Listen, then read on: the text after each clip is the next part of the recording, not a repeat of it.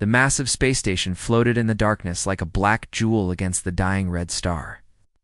Inside its twisted metal corridors, 12 different alien species had gathered for a meeting that would change the galaxy forever.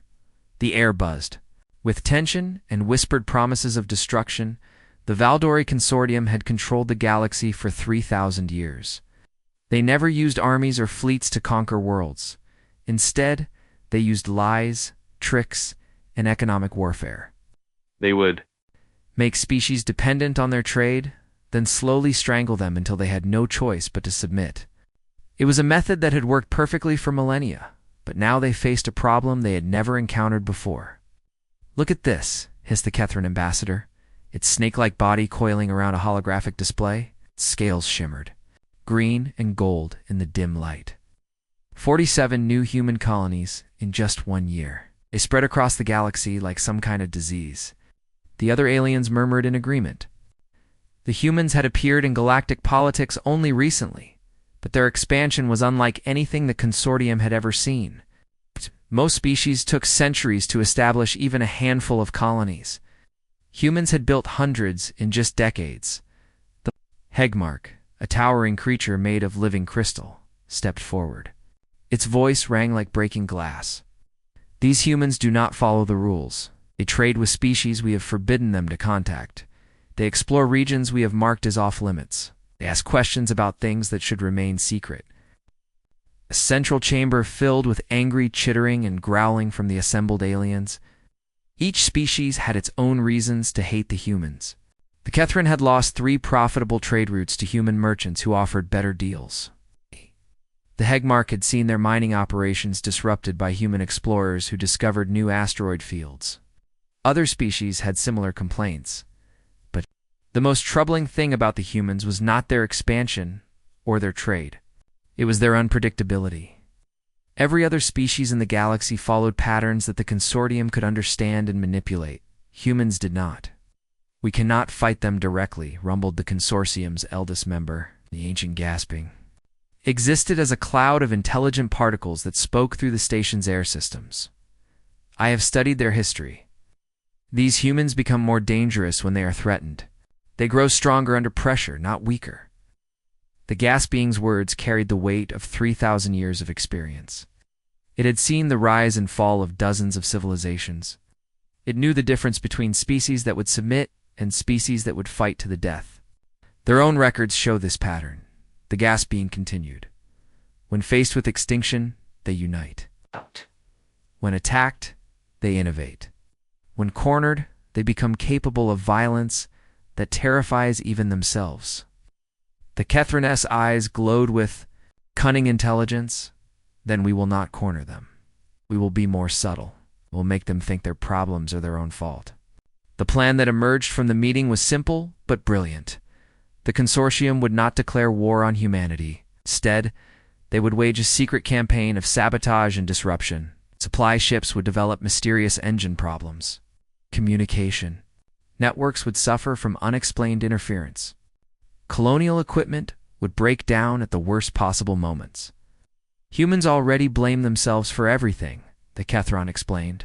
"Their governments argue constantly. Their colonies compete with each other for resources. When things go wrong, they will assume it is their own incompetence." "Da." The Hegmark nodded approvingly. "We have infiltrated their supply networks. Our agents can cause selective failures that will appear random. Mining laser that overheats here, navigation. Computer that fails there. Each incident will seem like an accident." The other aliens were impressed by the elegance of the plan. They had used similar methods against other species, but never on such a scale. The humans would be slowly strangled, cut off from resources and communication until their expansion ground to a halt. "Start with the outer colonies," the gas being suggested. "They are the most vulnerable and the least defended. Let them taste isolation first. When they cry for help, make sure that help never arrives." The Consortium members began to disperse, each returning to their own ships and territories. Would coordinate their efforts across hundreds of star systems, creating a web of small disasters that would strangle humanity's expansion. As the meeting ended, The Kethran ambassador allowed itself a moment of satisfaction. Humans had grown. Too bold, too quickly. They had disrupted the carefully maintained balance of power in the galaxy. Now they would learn the price of defying the consortium. The station's lights dimmed as the alien ships departed, leaving only the dying red star to illuminate the darkness. In the depths of space, the first phase of humanity's destruction was about to begin. None of the consortium members suspected that their perfect plan had a fatal flaw. They had studied human military tactics and expansion patterns. They had mapped human trade routes and colonial defenses, but they had never bothered to investigate humanity's greatest strength: the ability to recognize patterns in chaos and adapt accordingly. The war for humanity's survival was about to begin, and neither side truly understood what they were facing, Commander. Park Ji-ho sat in his command chair, staring at the holographic display that showed the outer edge of human space. Red warning lights blinked across dozens of star systems, each one representing a colony that had gone silent or reported serious problems. The pattern was getting worse each week. Park could feel a cold not forming in his stomach.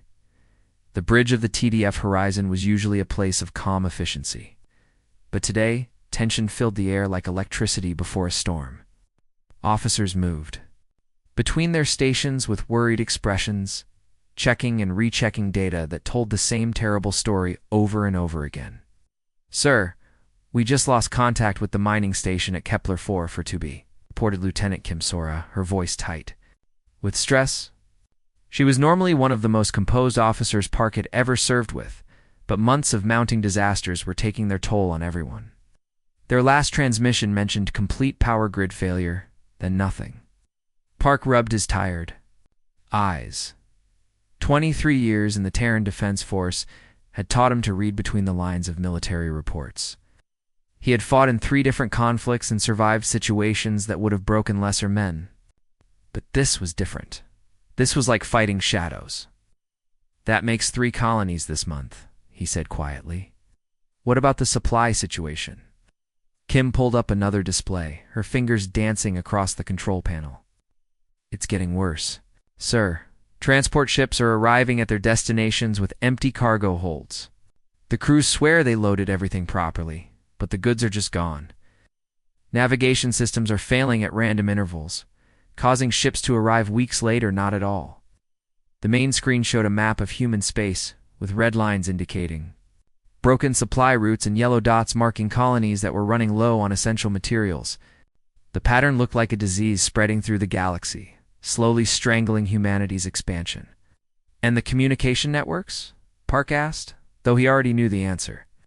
"Massive system failures across 7 sectors," Kim replied. "Relay stations are going offline without warning.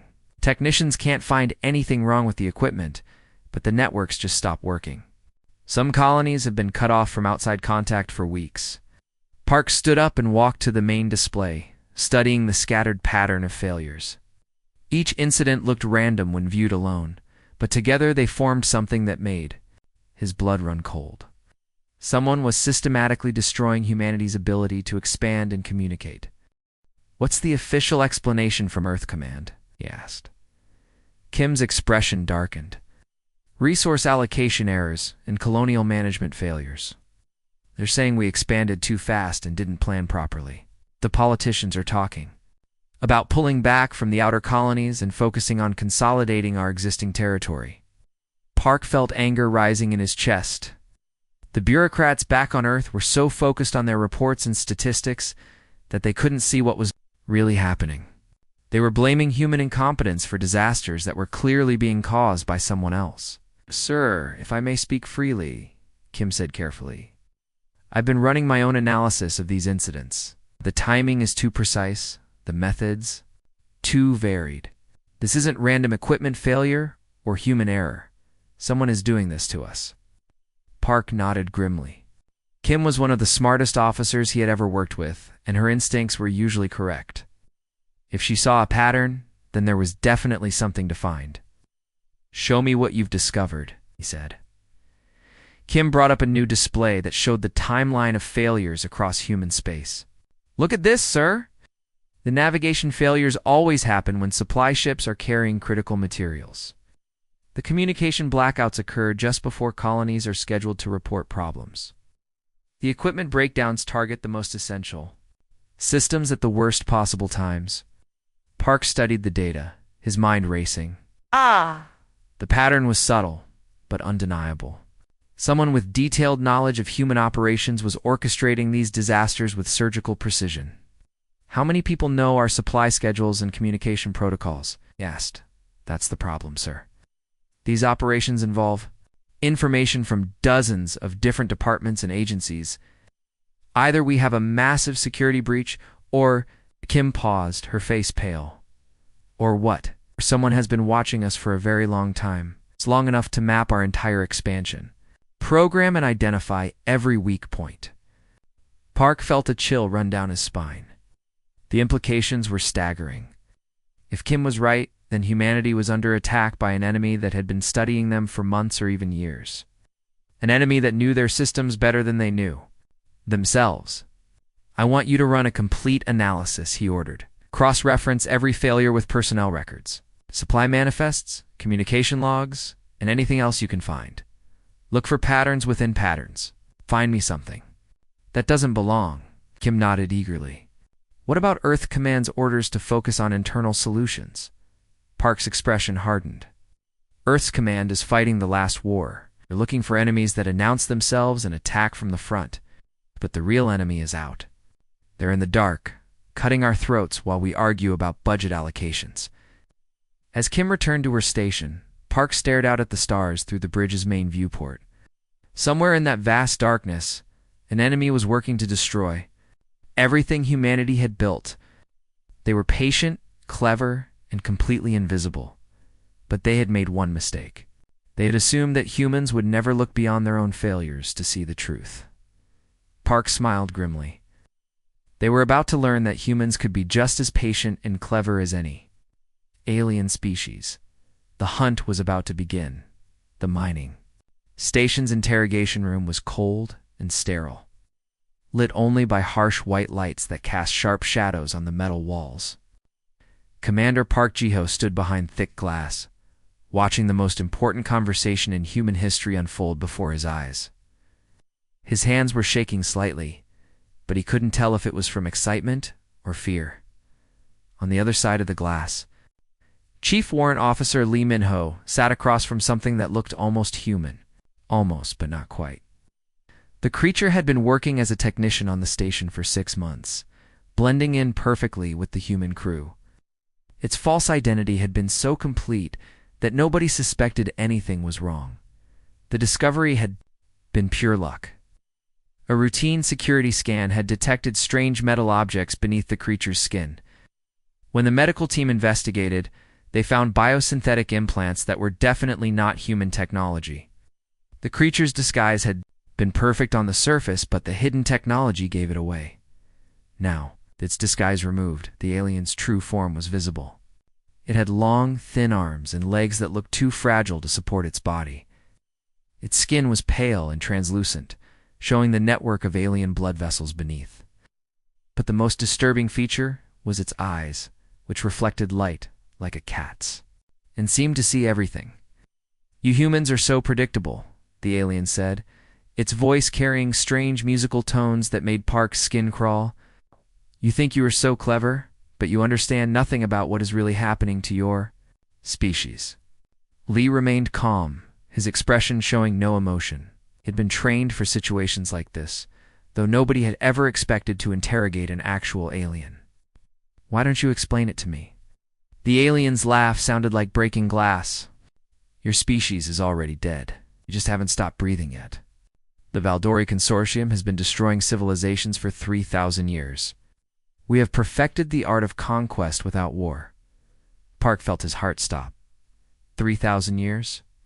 The number was almost too large to comprehend. This wasn't just about humanity's recent problems.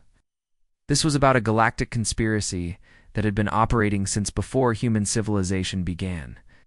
Every equipment failure, every supply shortage, every communication breakdown, the alien continued.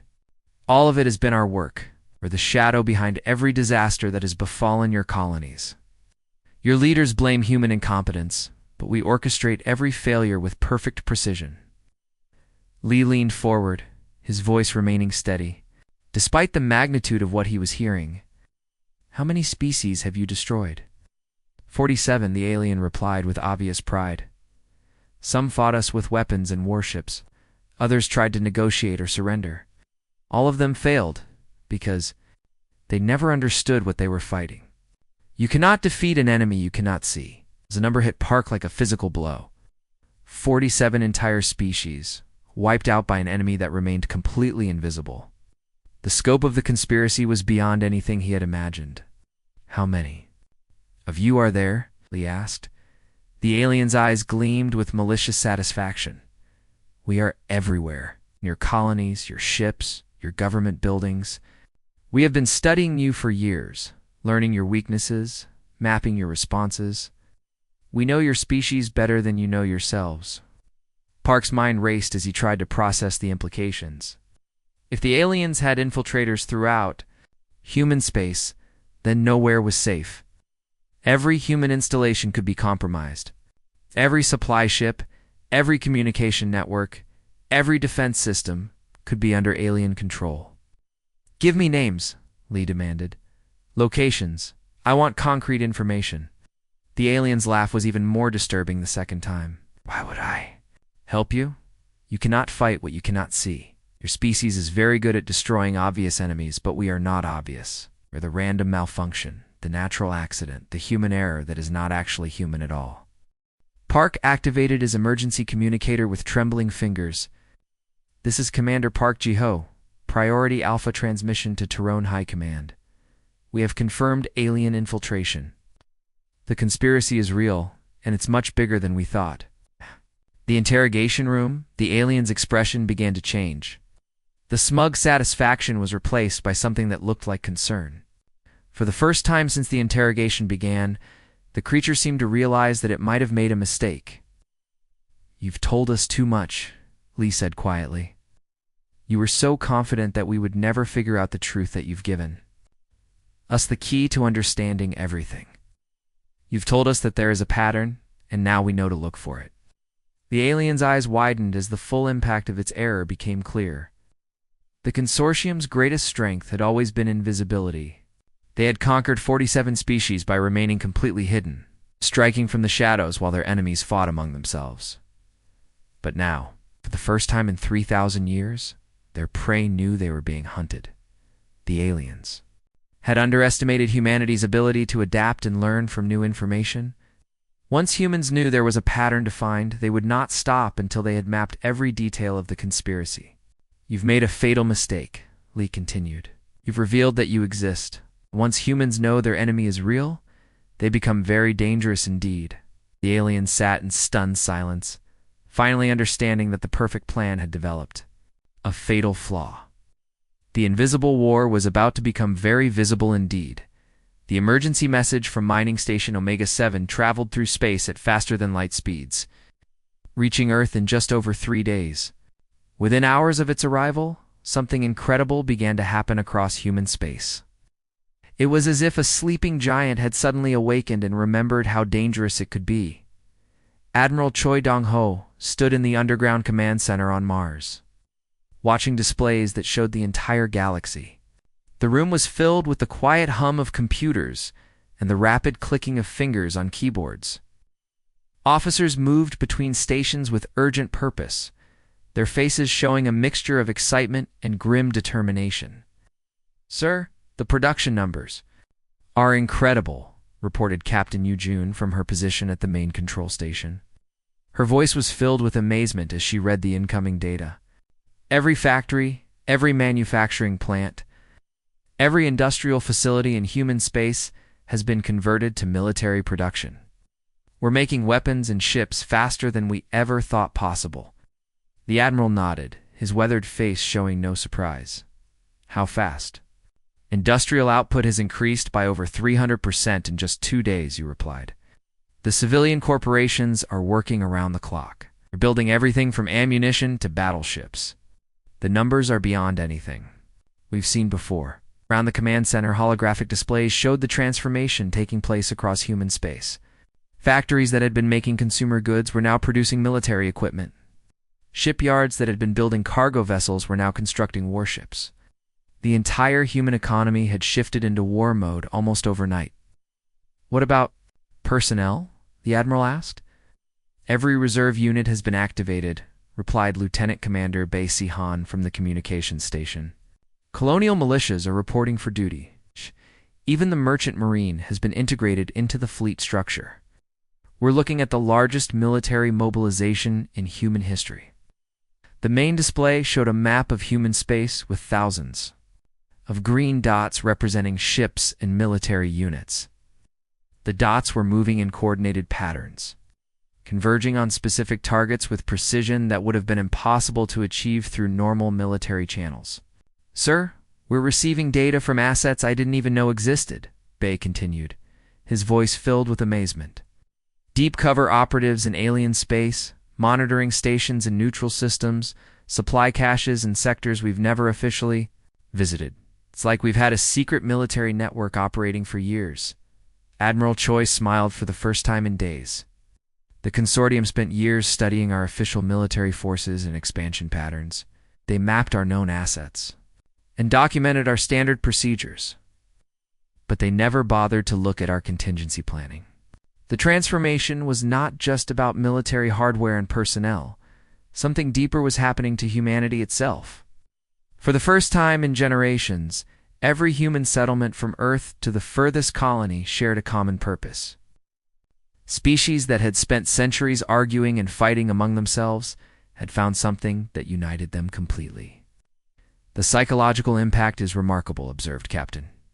"We're seeing cooperation levels that have never been achieved. Before, political parties are working together, corporations are sharing resources, even rival colonies are coordinating their efforts. It's as if the entire species has focused on a single goal." The Admiral understood what was happening. Humans were at their most dangerous when they had a clear enemy and a righteous cause. The consortium had given them both. By revealing their existence and their intentions, the aliens had made the one mistake that would doom them. "Fleet positions?" Admiral asked. "All primary assets are in position around targeted consortium installations," Bay reported. "We have confirmed firing solutions on every major station, shipyard, and command center in their territory. The enemy has been completely surrounded." The main display showed the galaxy-wide positioning of human forces. Ships that had been scattered across hundreds of systems were now arranged in perfect attack formations around alien installations. The coordination was flawless, as if the entire human fleet was being controlled by a single mind. "How did we manage to position so many forces so quickly?" you asked. "The consortia made a fundamental error," the Admiral explained. "They assumed that because they had been watching us for years, they knew everything about our capabilities. But while they were studying our expansion patterns, we were quietly preparing for exactly this situation. The truth was that human military planners had always been paranoid about alien threats. Even before first contact, they had developed contingency plans for fighting unknown enemies. Supply caches had been hidden in neutral systems. Deep cover operatives had been placed in alien space. Monitoring stations had been built in secret locations. The enemy wanted to fight in shadows," the Admiral continued. "But they gave us 3 years to map every shadow they hide in. Every consortium installation, every supply route, every communication hub. We know where they are, and they have nowhere to run." The Admiral walked to the central command station and placed his hand on the authorization panel. Around him, the command center fell silent as every officer waited for the order that would change galactic history. "Send the final authorization codes to all commanders," he said quietly. "Operation Detonation is authorized. Show the galaxy what happens when humans decide to speak loudly." As the authorization codes went out across human space, the Admiral looked at the display showing consortium territory. The aliens had plotted in silence, believing that subtlety was strength. Now they were about to learn that when humans chose to respond, they responded with overwhelming force. The prey had become the predator, and the hunt was about to begin. The attack began at exactly noon, Galactic Standard Time. Across 200 In 37 star systems, the same thing happened at the same moment. The Valdori Consortium's 3,000-year reign of terror ended in a single, coordinated strike that would be remembered for millennia. Station Nexus 7, the massive black structure where the conspiracy against humanity had been born, suddenly erupted in a ball of white-hot fire.